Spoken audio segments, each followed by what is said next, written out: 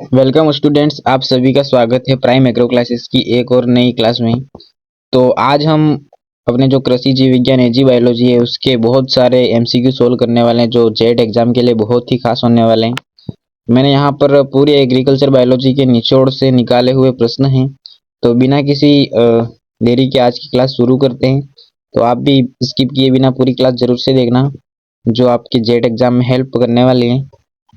तो चलिए आज का पहला प्रश्न शुरू करते हैं। तो हमारे पास यहाँ पर पहला प्रश्न है, टिड्डे में कौन से मुखांक पाए जाते हैं। तो यहाँ पर जो टिड्डे में जो पाए जाते हैं वो काटने एवं चबाने वाले मुखांक पाए जाते हैं, यानी हमारा जो ए ऑप्शन है वो सही हो जाएगा। इस प्रकार चलते हैं आगे वाले प्रश्न में। तो यहाँ पर हमारे पास दूसरा प्रश्न है, आर्थ्रोपोडा संघ का सबसे बड़ा वर्ग कौन सा है। तो यहाँ पर आर्थ्रोपोडा संघ का जो सबसे बड़ा वर्ग है वो इंसेक्टा है, यानी हमारा जो ए ऑप्शन है वो सही हो जाएगा। अब चलते हैं अगले प्रश्न पे। तो यहाँ पर जो अगला प्रश्न है वो कीट के मुख्य उत्सर्जी पदार्थ क्या है। तो यहाँ पर जो कीट का मुख्य उत्सर्जी पदार्थ है वो यूरिक अम्ल है, यानी हमारा जो बी ऑप्शन है वो सही हो जाएगा। अगर यहाँ पर स्थलीय कीट के मुख्य उत्सर्जी पदार्थ पूछा जाए तब यूरिक अम्ल हो जाएगा, और अगर जलीय कीटों का जो मुख्य उत्सर्जी पदार्थ है अगर वो पूछा जाता है तब हमारा अमोनिया सही हो जाएगा, यानी कि दोनों बातें ध्यान में रखने वाली हैं। अब चलते हैं अगले प्रश्न पे। तो यहाँ पर हमारे पास अगला जो प्रश्न है, कीटों में त्वचा उतरने की क्रिया क्या कहलाती है। तो यहाँ पर जो कीटों में त्वचा उतरने की क्रिया है वो मोल्टिंग कहलाती है, यानी हमारा जो ए ऑप्शन है वो सही हो जाएगा। अब चलते हैं अगले प्रश्न पे। तो यहाँ पर हमारे पास जो अगला प्रश्न है वो अपूर्ण कायांतरण में कौन सी अवस्था नहीं पाई जाती है। तो यहाँ पर जो अपूर्ण कायांतरण में है वो प्यूपा अवस्था नहीं पाई जाती है, यानी हमारा जो डी ऑप्शन है वो बिल्कुल सही हो जाएगा। अब चलते हैं अगले प्रश्न में। तो हमारे पास यहाँ पर जो अगला प्रश्न है वो वर्गीकरण की आधार इकाई कहलाती है। तो जो वर्गीकरण की आधार इकाई होती है वो जाति होती है, यानी हमारा जो सी ऑप्शन है वो सही हो जाएगा। अब चलते हैं अगले प्रश्न पे। तो हमारे पास यहाँ पर जो अगला प्रश्न है वो डायमंड बैक मोथ किस गण से संबंधित है। तो डायमंड बैक मोथ जो है कि ये हमारे यहाँ पर लेपिडोप्टेरा गण से संबंधित है, यानी हमारा जो ए ऑप्शन है वो सही हो जाएगा। तो हमारे पास यहाँ पर जो अगला प्रश्न है वो है, दीमक में किस प्रकार के मुखांक पाए जाते हैं। तो यहाँ पर दीमक में देखा जाए तो यहाँ पर दीमक में काटने एवं चबाने वाले मुखांक पाए जाते हैं, यानी जो हमारा ए ऑप्शन है वो बिल्कुल सही हो जाएगा। अब चलते हैं अगले प्रश्न पे। तो हमारे पास यहाँ पर जो अगला प्रश्न है वो एंटोमोलॉजी शब्द किस भाषा से लिया गया है। तो एंटोमोलॉजी जो शब्द है वो हमारे ग्रीक भाषा से लिया गया है, यानी जो ए ऑप्शन है वो सही हो जाएगा। अब चलते हैं अगले प्रश्न पे। यहाँ पर जो अगला प्रश्न है वो, किसी भी कीट के जीवन चक्र का सही क्रम क्या है। तो कीट के जीवन चक्र का सही क्रम की बात की जाए तो यहाँ पर जो सी ऑप्शन है वो हमारा बिल्कुल सही हो जाएगा। सबसे पहले अंडा, अंडा के बाद लार्वा, लार्वा के बाद प्यूपा और फिर वयस्क। तो ये जो सी ऑप्शन है वो बिल्कुल सही हो जाएगा। अब चलते हैं अगले प्रश्न पे। यहाँ पर जो अगला प्रश्न है वो, द्विनाम पद्धति किसके द्वारा दी गई।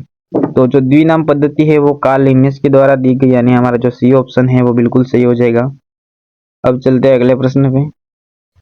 तो यहाँ पर जो अगला प्रश्न है वो, दीमक की मादा एक दिन में लगभग कितने अंडे देती है।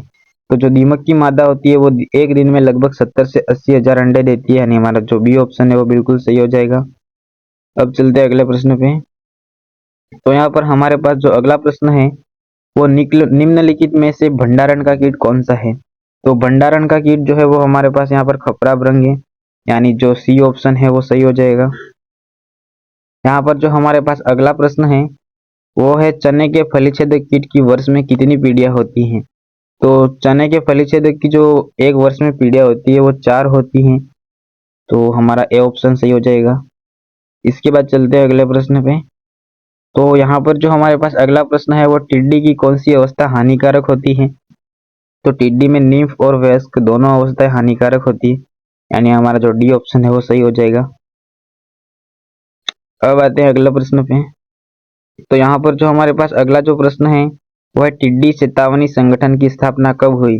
तो टिड्डी चेतावनी संगठन की स्थापना जो है वो 1939 में हुई थी, यानी जो ए ऑप्शन है वो सही हो जाएगा। अब चलते हैं अगले प्रश्न पे। यहाँ पर हमारे पास जो अगला प्रश्न है वो, कातरा का वैज्ञानिक नाम क्या है। तो कातरा का जो वैज्ञानिक नाम है वो एमसेक्टा मूरी होता है, यानी हमारा जो ए ऑप्शन है वो सही हो जाएगा। अब चलते हैं अगले प्रश्न पे। तो हमारे पास यहाँ पर अगला जो प्रश्न है वो चने के फलीछेदक के नियंत्रण हेतु उपयुक्त फसल बास कौन सी है। तो यहाँ पर जो पास फसल है वो अफ्रीकन गेंदा होगा, यानी जो हमारा डी ऑप्शन है वो सही हो जाएगा। अब चलते हैं अगले प्रश्न पे। हमारे पास यहाँ पर जो अगला प्रश्न है वो है रेगिस्तानी टिड्डी का वैज्ञानिक नाम कौन सा है। तो यहाँ पर जो रेगिस्तानी टिड्डी का वैज्ञानिक नाम है वो है सिस्टोसर्का ग्रिगेरिया। अगर प्रवासनी टिड्डी का पूछा जाए तो लोकस्टा माइग्रोटेरिया, ये भी ध्यान में रखना। और बम्बईया टिड्डी का पूछा जाए तो यहाँ पर पटंगा सक्सिनाटा जो है वो बम्बईया टिड्डी का वैज्ञानिक नाम है। तो तीनों का तीनों ध्यान में रखना। अब चलते हैं अगले प्रश्न पे। यहाँ पर हमारे पास जो अगला प्रश्न है वो सफेद लट किस अन्य नाम से जानी जाती है। तो जो सफेद लट है वो कॉकचेवर बीटल से भी जानी जाती है, मई बीटल के नाम से भी जानी जाती है और जॉन बीटल के नाम से भी जानी जाती है, यानी हमारा जो डी ऑप्शन है उपरोक्त सभी वो सही हो जाएगा। अब चलते हैं अगले प्रश्न पे। तो यहाँ पर अगला प्रश्न है दीमक किस गण का कीट है। तो दीमक जो है वो आइसोप्टेरा गण का कीट है, यानी हमारा जो डी ऑप्शन है वो बिल्कुल सही हो जाएगा। अब चलते हैं अगले प्रश्न पे। तो हमारे पास यहाँ पर जो अगला प्रश्न है वो फल मक्खी की क्षतिकारक अवस्था कौन सी है। तो जो फल मक्खी की क्षतिकारक जो अवस्था है वो है मैगट, यानी हमारा जो सी ऑप्शन है वो सही हो जाएगा। अब चलते हैं अगले प्रश्न पे। यहाँ पर अगला जो प्रश्न है वो कार्पुम या वेसुवियना एक खतरनाक कीट है, यानी जो किसका खतरनाक कीट है ये पूछा गया है। तो ये जो है बेर का हानिकारक कीट होता है, यानी जो हमारा बी ऑप्शन है वो बिल्कुल सही हो जाएगा। हमारे पास यहाँ पर अगला प्रश्न है कीटों का वह स्तर जब उनका प्रबंधन करना आवश्यक होता है। तो यहाँ पर इसमें जो बी ऑप्शन है EIL, ये वाला ऑप्शन सही हो जाएगा, यानी इकोनॉमिक इंजरी लेवल। तो यहाँ पर जो कीटों का प्रबंधन करना होता है वो आवश्यक होता है। तो अब इसके बाद चलते हैं अगले प्रश्न पे। तो हमारे पास यहाँ पर जो अगला प्रश्न है वो है एंडोसल्फान क्या है। तो यहाँ पर जो एंडोसल्फान है वो एक कीटनाशी है, यानी जो हमारा सी ऑप्शन है वो बिल्कुल सही हो जाएगा। यहाँ पर अब आते हैं अगले प्रश्न पे। तो अगला प्रश्न है कीटनाशी अधिनियम कब लागू हुआ था। तो कीटनाशी अधिनियम जो है वो 1971 में लागू हुआ था, यानी जो हमारा बी ऑप्शन है वो सही हो जाएगा। इसके बाद चलते हैं अगले प्रश्न पे। यहाँ पर हमारे पास अगला जो प्रश्न है वो निम्न में से कौन सा तीव्र कृंतकनाशी है। तो जिंक फॉस्फाइड और बेरियम कार्बोनेट, ये दोनों के दोनों तीव्र कृंतकनाशी है, यानी हमारा जो सी ऑप्शन है दोनों सही हो जाएगा। अब हमारे पास यहाँ पर अगला जो प्रश्न है वो निम्न में से कौन सा कीट धूमकनाशी, हाँ यहाँ पर धूमनाशी नहीं, यहाँ पर धूमकनाशी है। तो निम्न में से कौन सा कीट धूमकनाशी श्रेणी में आता है। तो यहाँ पर जो मिथाइल ब्रोमाइड है वो धूमकनाशी श्रेणी में आता है और एल्यूमिनियम फॉस्फाइड है ये भी जो है वो धूमकनाशी की श्रेणी में आता है, यानी जो हमारा सी ऑप्शन है दोनों सही हो जाएगा। अब चलते हैं अगले प्रश्न पे। यहाँ पर हमारे पास जो अगला प्रश्न है वो है प्रथम ट्रांसजेनिक फसल कौन सी थी। तो यहाँ पर जो प्रथम ट्रांसजेनिक फसल थी वो तंबाकू थी, यानी जो हमारा सी ऑप्शन है वो बिल्कुल सही हो जाएगा। अब आते हैं अगले प्रश्न पे। तो यहाँ पर अगला प्रश्न है भंडारण के समय अनाजों में नमी की मात्रा कितनी होनी चाहिए। तो भंडारण के समय जो अनाजों में नमी की मात्रा है वो 8 से 10% होनी चाहिए, यानी जो हमारा बी ऑप्शन है वो सही हो जाएगा। इसके बाद है हमारे पास बंगाल का दुर्भिक्ष अकाल किस रोग के कारण पड़ा था। तो यहाँ पर जो बंगाल का दुर्भिक्ष अकाल है वो चावल का भूरा पत्ती धब्बा रोग है उसके कारण पड़ा था। और कब पड़ा था, तो ये पड़ा था 1943 के अंदर। तो ये बात ध्यान रखना। अब चलते हैं अगले प्रश्न पे। यहाँ पर जो अगला प्रश्न है वो है पादप रोग विज्ञान के जनक कौन है। तो पादप रोग विज्ञान के जनक जो है वो एंटोन डी बेरी हैं। अगर भारतीय पादप रोग विज्ञान के जनक पूछा जाए तो यहाँ पर EJ बटलर सही होगा, यानी दोनों बातें ध्यान में रखने वाली हैं। अब चलते हैं अगले प्रश्न पे। यहाँ पर हमारे पास अगला जो प्रश्न है वो है नारियल का कंडवा कंडवा रोग किसके कारण होता है। तो ये जो नारियल का कंडवा कंडवा रोग है वो वायरॉइड के कारण होता है, यानी जो हमारा डी ऑप्शन है वो सही हो जाएगा। अब चलते हैं अगले प्रश्न पे। तो यहाँ पर हमारे पास अगला जो प्रश्न है वो है स्ट्रेप्टोमाइसिन प्रतिजैवी की खोज किस वैज्ञानिक ने की थी। तो यहाँ पर जो स्ट्रेप्टोमाइसिन की खोज है वो वेक्समैन ने की थी, यानी जो हमारा ए ऑप्शन है वो सही हो जाएगा। इसके बाद अगला प्रश्न है लाइकेन क्या है? तो यहाँ पर जो लाइकेन होता है वो कवक और शैवाल होता है, उसको लाइकेन कहा जाता है। तो जो ए ऑप्शन है उस हमारा सही हो जाएगा। इस हमारे पास यहाँ पर जो अगला प्रश्न है वो है माइकोराइजा क्या है? तो माइकोराइजा जो है वो कवक और उच्च पादपों की जड़ों का जो सहजीवन है उसको माइकोराइजा कहते हैं। तो यानी हमारा जो सी ऑप्शन है वो कवक प्लस उच्च पादप सही हो जाएगा। इसके बाद जो अगला प्रश्न है और जीवाणु की कोशिका भित्ति बनी होती है। तो जो जीवाणुओं की कोशिका भित्ति होती है वो पेप्टिडोग्लाइकन की बनी होती है, यानी जो हमारा ए ऑप्शन है वो बिल्कुल सही हो जाएगा। इसके बाद चलते हैं अगले प्रश्न पे। यहाँ पर जो अगला प्रश्न है वो है वर्ष 1943 में चावल के भूरे पर्णचित्ती रोग के कारण कौन सा दुर्भिक्ष हुआ था? तो ये प्रश्न डबल हो चुका है, लेकिन यहाँ पर देख लेते हैं। ये जो है वो बंगाल का दुर्भिक्ष पड़ा था, यानी जो हमारा बी ऑप्शन है वो सही हो जाएगा। इसके बाद आते हैं अगले प्रश्न पे। तो यहाँ पर जो अगला प्रश्न है वो माइकोलॉजी के जनक कौन है? तो माइकोलॉजी के जनक है जो पी.ए. माइकल है, यानी हमारा जो सी ऑप्शन है वो बिल्कुल सही हो जाएगा। इसके बाद चलते हैं अगले प्रश्न पे। यहाँ पर जो हमारा अगला प्रश्न है वो है बोर्डो मिश्रण की खोज किसने की थी? तो यहाँ पर जो बोर्डो मिश्रण की खोज है वो प्रोफेसर मिलाडे ने की थी, यानी हमारा जो सी ऑप्शन है वो बिल्कुल सही हो जाएगा। इसके बाद आते हैं अगले प्रश्न पे। तो यहाँ पर अगला जो प्रश्न है वो प्रदूषक का सूचक किसे कहा जाता है? तो जो प्रदूषक का सूचक है वो लाइकेन को कहा जाता है, यानी जो हमारा डी ऑप्शन है वो बिल्कुल सही हो जाएगा। इसके बाद जो हमारे पास अगला प्रश्न है वो अधिकांश कवकों में कोशिका भित्ति किसकी बनी होती है? तो अधिकांश कवकों में जो कोशिका भित्ति होती है वो काइटिन की बनी होती है, यानी जो हमारा बी ऑप्शन है वो सही हो जाएगा। अगर उमायोकोटा संघ के कवकों में पूछा जाए तो वहां पर जो कोशिका भित्ति है वो सेलुलोज की बनी होती है। तो यहाँ पर दोनों बातें ध्यान में रखना। अब बात करते हैं अगले प्रश्न में। तो अगला जो प्रश्न है वो पौधों में विषाणु से होने वाला रोग कौन सा है? तो यहाँ पर जो ए ऑप्शन भिंडी का मोजेक रोग है ये ऑप्शन सही हो जाएगा, क्योंकि जो भिंडी का पित्तशिरा मोजेक वो विषाणु द्वारा होता है। अब चलते हैं अगले प्रश्न पे। यहाँ पर जो अगला प्रश्न है वो माइकोराइजा की खोज किसने की थी?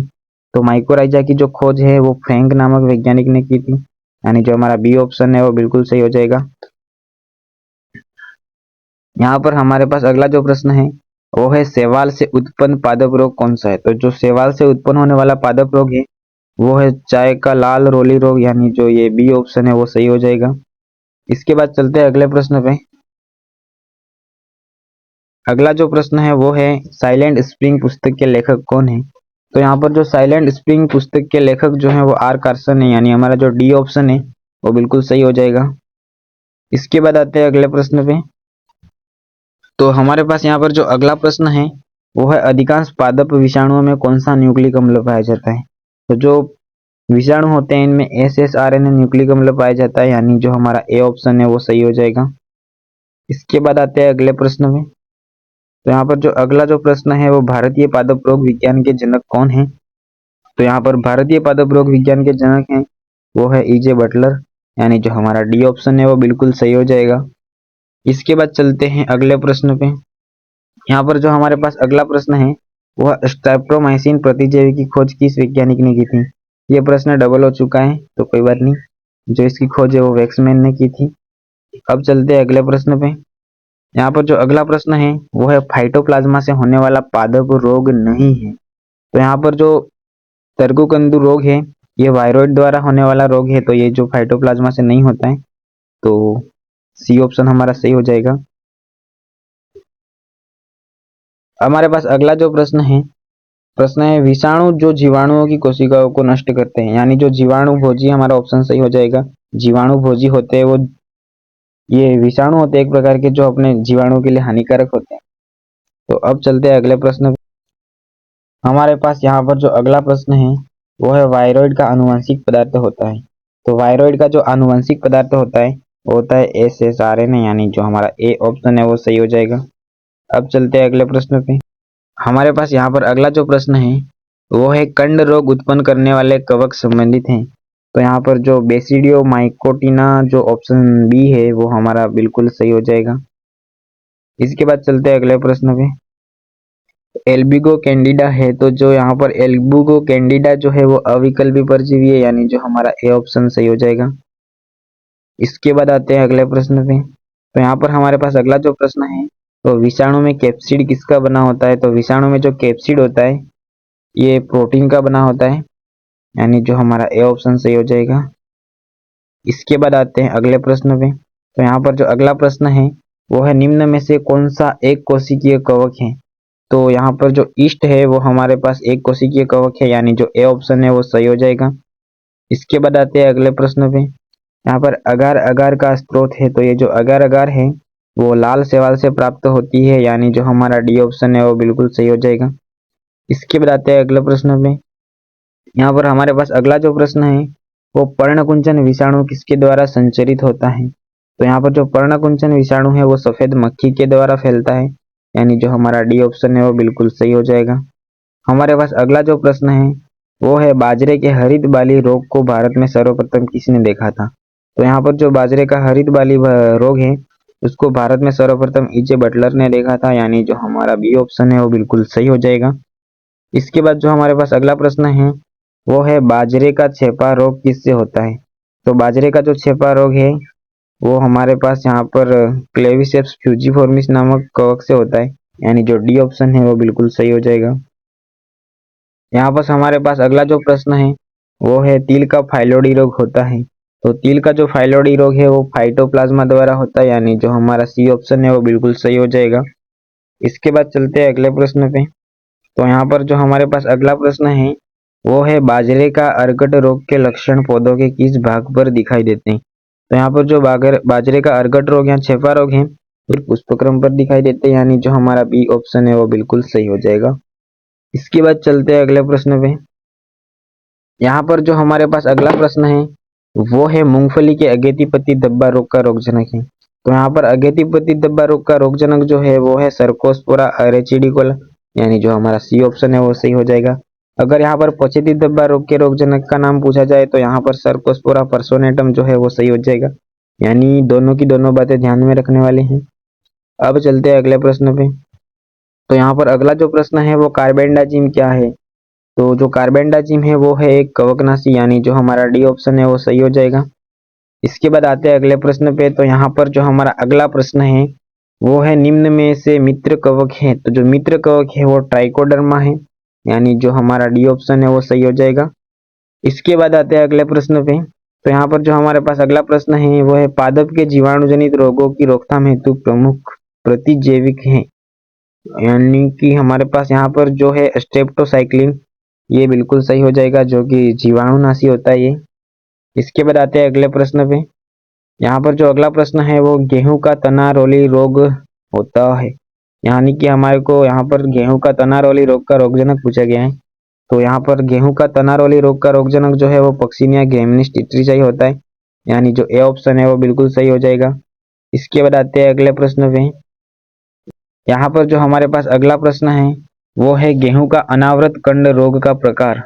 तो यहाँ पर जो गेहूं का अनावृत कंड का रोग है उसका प्रकार है अंतःबिजोड़, और अगर जौ का आवृत कंड पूछा जाए तो वो उसका होता है बाह्य बिजोड़, यानी दोनों बातें वो ध्यान में रखने वाली, दोनों कंफ्यूज करती है हमेशा। यहाँ पर अब अगला प्रश्न है वो है एल्ब्यूगो कैंडिडा किसका रोगजनक है?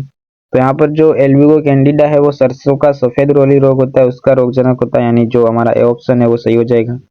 इसके बाद आते हैं अगले प्रश्न पे। तो यहाँ पर जो अगला प्रश्न है वो है जौ का आवृत कंड रोग किसके द्वारा होता है?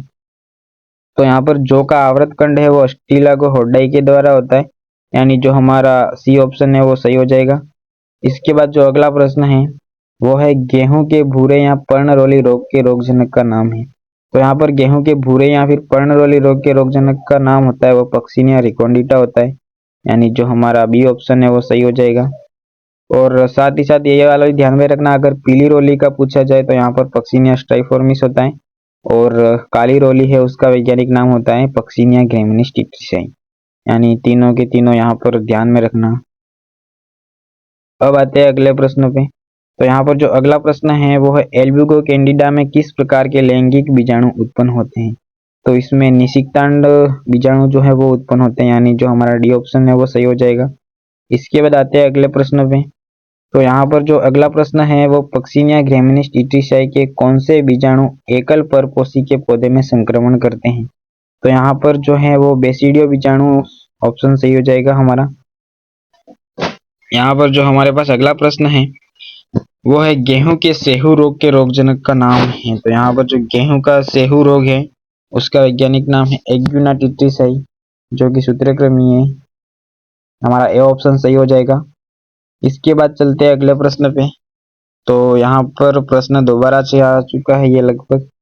तो बैगन का लघुपर्ण रोग है। तो यहाँ पर जो बैगन का लघुपर्ण रोग है वो है माइकोप्लाज्मिया पादप रोग, यानी जो हमारा सी ऑप्शन है वो सही हो जाएगा। इसके बाद जो हमारे पास अगला प्रश्न है वो है साइट्रस कैंकर रोग किसके कारण होता है। तो साइट्रस कैंकर रोग जो है वो ग्राम नेगेटिव जेंथोमोनास के कारण होता है, यानी जो हमारा डी ऑप्शन है वो बिल्कुल सही हो जाएगा।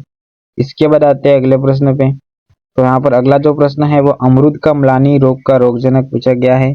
तो अमरूद का म्लानी रोग का रोगजनक है वो फ्यूजेरियम ऑक्सीस्पोरम प्रजाति साइडाई जो है वो अमरूद का म्लानी रोग का रोगजनक है।